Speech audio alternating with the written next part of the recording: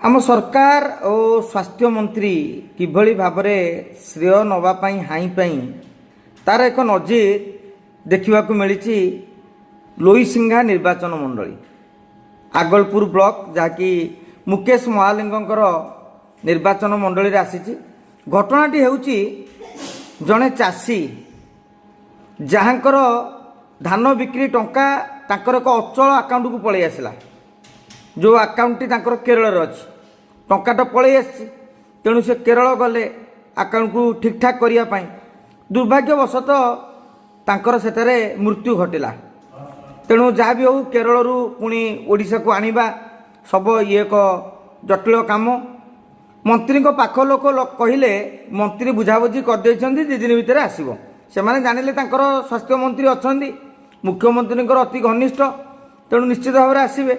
2 दिन पर आज्ञा अपेक्षा कराला बेलू जना पड़ा मंत्री एने किसी पदक्षेप नहीं ना तेणु स्थानीय जिला परिषद अध्यक्षा देवकी साहू एवं किसी संपर्क लोक एमाने जिलापाल एसपी कथा हेले सेठार गोटे एनजीओ सहायतार से केरल गले केरल रे पोस्टमार्टम है एयरलिफ्ट कला बेलू पाखे टंका न थाए तेणु देवकी मैडम देवकी साहू सी किसी टंका देले एवं परवर्ती समय रे ताकर संपर्क किसी टंका देले ताकू मिसे एयरलिफ्ट करके आनिले